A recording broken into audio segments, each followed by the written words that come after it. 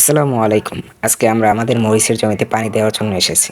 আর পানি দেওয়ার জন্য সাথে করে কাকাকে নিয়ে আসছি। কারণ হচ্ছে মানে যে মেশিন দিয়ে আমরা আজকে পানি দিব, সেচ দিব, তো এই মেশিনটা হচ্ছে কাকার। আমাদের যে মেশিনটা ওটা নষ্ট হয়ে গেছে। এজন্য কাকার মেশিন নিয়ে কাকাকে সাথে করে নিয়ে আসছি। আর আমরা যেখানে মরিচ ক্ষেত দিয়েছি এর পাশেই হচ্ছে নদী। নদীর পাড়ি জমিতেই হচ্ছে আমরা এটা চাষ করেছি। আর আমরা যে পরিমাণ জমিতে চাষ করেছি এটা হয়তো ৫ করার মতো জমি হবে। এখানে আপনার ১২০০-র মতো মরিচ চারা আছে। আর কাকা যাবতীয় কাজ দেখতেছে, মানে পানি যে দেবে এর যাবতীয় এই যে এটাকে আমরা পাইপ বলি মেশিনের সাথে, তো দেখতেছে যে এটা সবকিছু ঠিক আছে কিনা পানি দেওয়ার জন্য। তো সবকিছু দেখার পরে তারপর কাকা মানে মেশিনে স্টার্ট দিয়ে দিছে এবং পানি দেওয়া হচ্ছে। তো এই যে মরিচ গাছগুলো দেখতেছেন মাশাআল্লাহ অনেক বড় হয়ে গেছে। এগুলো একেবারে ছোট থেকে মানে একেবারে বিচি ছিল, তো এটা আমরা নিজেরাই এই চারাগুলো করছি।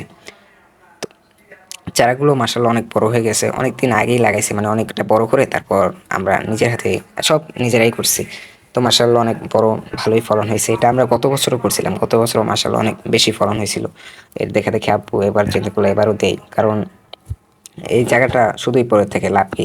সূর্যমুখী পাশে সূর্যমুখী দেওয়া হয়েছে, কিন্তু সূর্যমুখী থেকে মরিচে এখন জানেন যে মরিচের যে পরিমাণ দাম, হায় আল্লাহ। তো আমাদের দেখা দেখি আরো ভাইরা তারাও মরিচ দিয়েছে, মাশাআল্লাহ। তো আগেই বলছিলাম যে আমাদের এই জমিটা হচ্ছে নদীর পাড়ে। তো আমাদের কাজ শেষে বাসায় যাবো এই সময় দেখি মাশাআল্লাহ নদীর মানে সূর্যটা ডুবি ডুবি যাবে এমন অবস্থা। সুন্দর, ভালোই লাগতেছিল। তো আমার জন্য সবাই দোয়া করবেন। আসসালামু আলাইকুম রহমতুল্লাহ।